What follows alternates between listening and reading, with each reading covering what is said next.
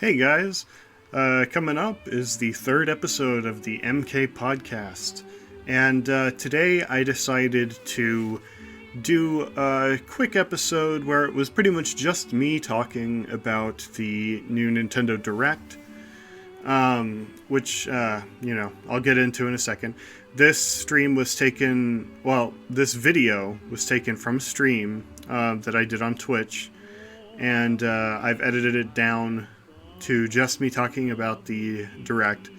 And so here it goes. Thanks for tuning in. Go ahead and bring it to the reason I was actually starting this stream, which was to talk about the Mario's 35th anniversary Direct, which is actually the anniversary of Super Mario Brothers. And we're just going to talk about the stuff that they announced. So, what was the first thing they talked about? They talked about the Game & Watch thing, I think, which was really interesting looking.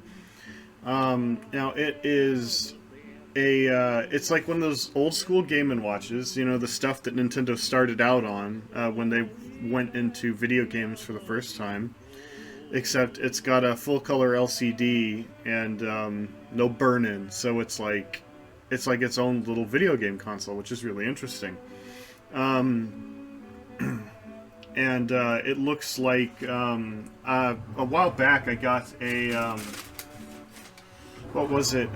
They used to have a rewards program with physical rewards depending on the tier that you achieved, and basically you get points for every purchase you make. Well, a lot of their top prizes were really cool things. Like I got Game & Watch Ball, so it was an actual reproduction of a Game & Watch little actual little Game & Watch console, and it had the game Ball in it. It was literally a reproduction of that. It was really cool.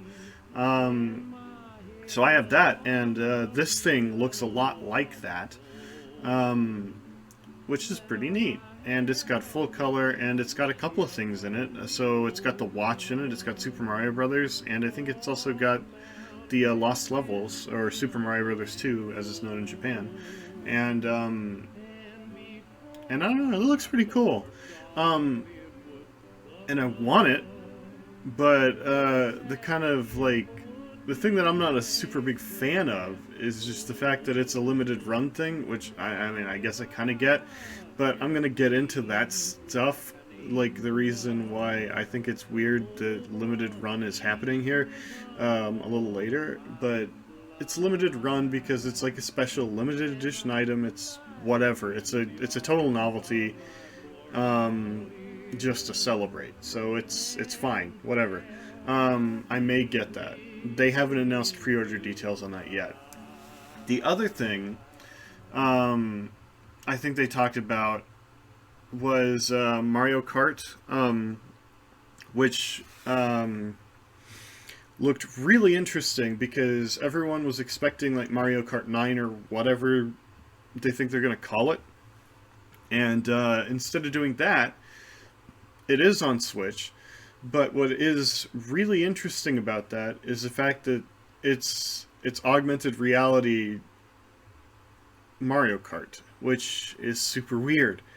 Um, I don't think that they've taken augmented reality gaming this far before, even with Nintendo like Labo. Um, I think this takes it like way further because what they're proposing is the game on the Switch corresponds with an actual physical cart, which is insane to me. And it raised some questions for me, such as, like, how many different variations of carts are going to be available for purchase, and how much are they going to be? Because like Mario Kart has a vast roster nowadays, and it's got a ton of stuff. So I'm wondering if they're going to roll out like a 35 like a 35 character set of all the different carts or something, because it's such a massive roster that I think people are expecting, and they only showcased Mario and Luigi in the trailer for it. but it does look cool. We're gonna have to clean up our houses if we haven't done that already to get this thing started, but I like the idea. I am worried about the price tag because it just feels like this is another one of those novel concepts that's going to cost you quite a bit of money. So, I don't know. I like the idea a lot, but I don't necessarily like. I like the idea a lot, and I think it's a really cool step into augmented reality that they haven't done before, but I'm afraid it won't pay off because I don't know that many people are going to buy it. I think I think it's really cool, but I'm just like I'm not sure about the average consumer thinking, "Yes, this is something I want." At least, I don't know. I think maybe casual consumers would get more of a kick out of this. I would too. I'm not exactly hardcore. Like I'm somewhere in the middle. So I probably would get this, but like I said, it sounds like a big investment. If you want other people to join you and stuff like that, so it's something I'm thinking about. I don't know. We will see. I also am wondering about possible input lag, like how fast is it between you controlling the game and then the cart itself? How is that responsiveness? It has to be like a one-to-one connection, really, to get it working at full capacity, I think. But I don't know. We'll see how it feels when it comes out. Um, but that looks really cool. I forget when that comes out, though. I don't know. But I think it was later this year, maybe. It might have been one of the November releases. I know the Game and Watch thing comes out in November. Um, but I don't know. It looks really cool. We'll see how that goes. The other one was what? They were doing Super Mario Brothers 35, which sounded really cool. It's basically like Tetris 99, but with 35 people all playing Super Mario Brothers at the same time. And basically, when you play to advantage, like if you are doing better than the other players, you can kick enemies to their screen and kind of punish the lower performers, or pretty much anyone. You can punish anyone else that isn't you, basically. So you could really pile stuff on, a lot like Tetris, but it's with the Mario aesthetic. It's really interesting looking, and I think that's a cool idea. And that comes out in October for Nintendo Switch Online subscribers. But the thing that irked me was that this is another limited run thing, and it ends in March. Now, well, it ends at the end of March, which is a pretty sizable window, but still, why is a digital exclusive for subscribers being taken away at the end of March? It doesn't make sense. This run, they could just keep the game open for this whole time. If they've done that for Tetris 99, why not this? Honestly, this looks more interesting to me from the perspective of someone who enjoys Mario more than Tetris. It looks better. It looks more fun to me. But I digress. Unfortunately, they don't seem to want to run it past March. So that is unfortunate, but it's another example of some limited run thing, which this makes less sense than the Game and Watch. Um, but I don't know. It looks really cool. I'm just disappointed because they don't want to keep it up indefinitely, which I don't know. It would be really cool if you could just turn that thing on and run it like whenever. But I don't know. It's a pretty decent window. You've got what, like 5 months of getting to play that, 5 6 months. It's not too bad. But the other thing was that they were going to put out Super Mario 3D World. They're going to port it from the Wii U to the Switch. That comes out in February. And I don't know. I really like the concept of 3D World, and my Wii U's disk drive finally gave out, so I can no longer play the physical copy I have. I know it's only $20, but I think, well, now with this announcement, I'm probably going to go ahead and just wait for the release of this. Um, and apparently it supports online multiplayer, which I am so down with. That's great. That'll be really cool. And they've also got amiibo figures to go with the game, but I don't know what they function for. But yeah, that'll just have to be another thing that we'll have to see. There's an addition to the game called Bowser's Fury, and I think it's just tacked on like more levels and a little bit more story, maybe. I don't know. Hopefully, that addition adds like a lot more to the game because as far as ports are concerned, we're like you'll always be a little disappointed that there isn't enough additional content to warrant it. But it seems like this is going to be heavy enough that it'll make a lot of sense for people who like the first one. So I don't know. We'll see.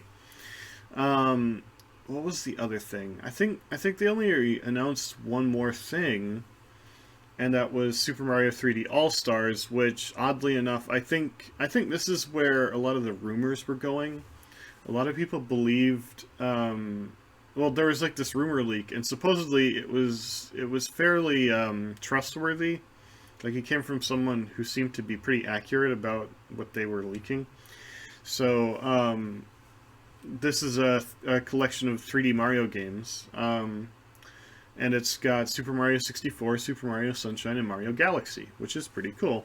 Um, I felt like they could have tacked on Super Mario Galaxy 2, but those three games are pretty big, and it makes sense for like a single cartridge sort of thing.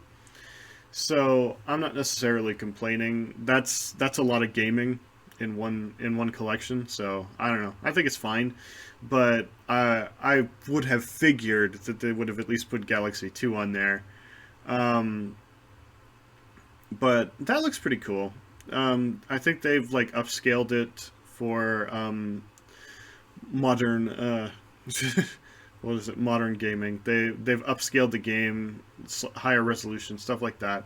They've updated controls. A couple of things that I was curious about was the GameCube has pressure sensitive L and R buttons, and the Switch, and well, they haven't used those pressure sensitive buttons since the GameCube. So I am wondering how they translated that into the port of Mario Sunshine. That, like, I mean, that's really the only major question I have. As far as Super Mario Galaxy is concerned, the Joy Cons will probably be able to handle all of the remote, like, pointing that game has in it. So I think that Mario Galaxy is going to remain mostly the exact same in terms of controls. Um, but it looked really cool, and I'm very excited about that. And that one comes out this month on the 18th, so I'm very excited about that. But the thing about it is that they're selling it through the 31st, so it's another limited run. This makes a little bit of sense, only from the perspective of the fact that Super Mario All-Stars on the Super Nintendo, I believe, was also a limited run, and then the re-release of it on the Wii was also a limited run. And so it's kind of whatever, but that's so disappointing because those three games you cannot play on the Switch otherwise. So it's like, I don't know. It felt like a good bridge to gap, but if they're just going to take it away on the 31st, that's kind of disappointing. Um, Now, granted, if you buy the game, you have it for life. But I mean, I'm just imagining. Do they expect the Switch life expectancy to end in 2 years or something? Because I mean that kind of makes sense, sort of like because the Switch came out in 2017. It's been 3 years, so like I could foresee it going for another 3 years. Honestly, six years is a decent lifespan for a console. Honestly, I can't believe it. Is like we're already getting to that point, but I suppose we're kind of at the midway. So maybe they're thinking that midway is not that long till they end up going with a new console altogether. I don't know. It's weird to think about something after the Switch at this point to me though. So I am not sure. I just think that if these games are not like if they're not available to the Switch in a different capacity, making this a limited run seems a little like short-sighted to me. I don't know. These were good games and a lot of people want to play them. So I don't know why they're reducing like the chance of their consumers buying it by having a limited release window. Now, you will be finding after March 31st, people will be selling them online, the physical copies. They'll be selling them. But the thing is, those people are going to be upcharging severely because the production will no longer be running. It's a limited run production. So basically, all copies of the game in existence will stop like being produced after March is over. So everyone reselling their copies of the game after the fact, they're going to be upcharging a ton. This thing is probably worth $60 as is, and what they're going to be trying to do is sell it for like 100 or possibly more. I don't know, but the thing like that's kind of how this stuff goes. I'm sure that Super Mario All Stars on the Wii sells for a similar price, even though it's not on a console that is currently widely owned. Although I'm sure there are still plenty of people with a Wii, but I mean, like the principle of it no longer being in production increases people's like want, and it increases people's ability to upcharge and get away with it. So that's going to be an unfortunate thing that we will have to look forward to.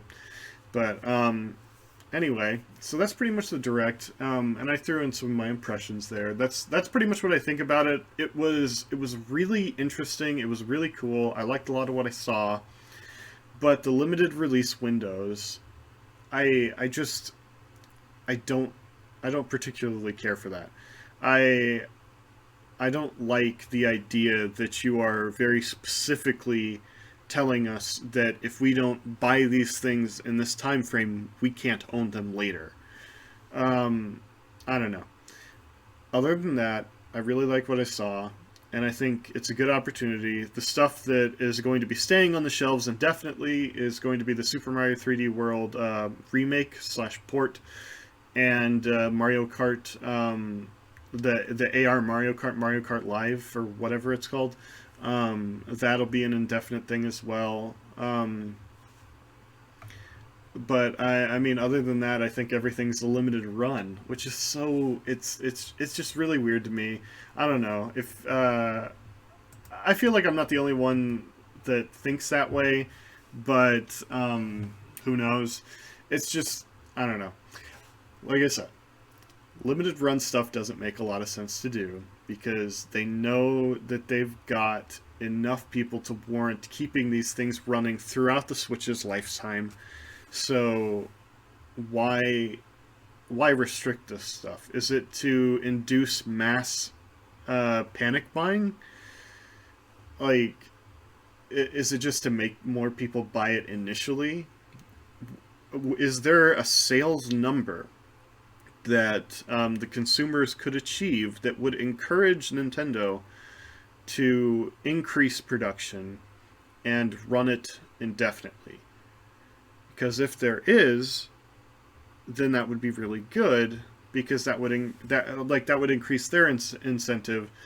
But at the same time, I don't know. I just don't like knowing that there is a limited number of anything. I think that you should give everyone a fair shot. And I don't know that removing this stuff by March is a large enough window to guarantee that everyone that wants it is going to get it. I don't know. But yeah, that's pretty much where I'm going to leave off here. So, yeah. All right. That was pretty much it. So I'll see you guys later. Thanks for joining. All right.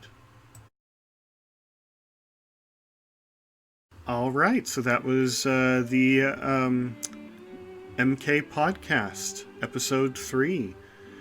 Thank you guys for listening, and please tune in next time for more. I'm hoping to get some guests on again, so we can do that again. We will see. If you haven't already, please follow me on Twitter. It's twitter.com/MaysonK, MAYSUNKAY. And that'll be all. All right.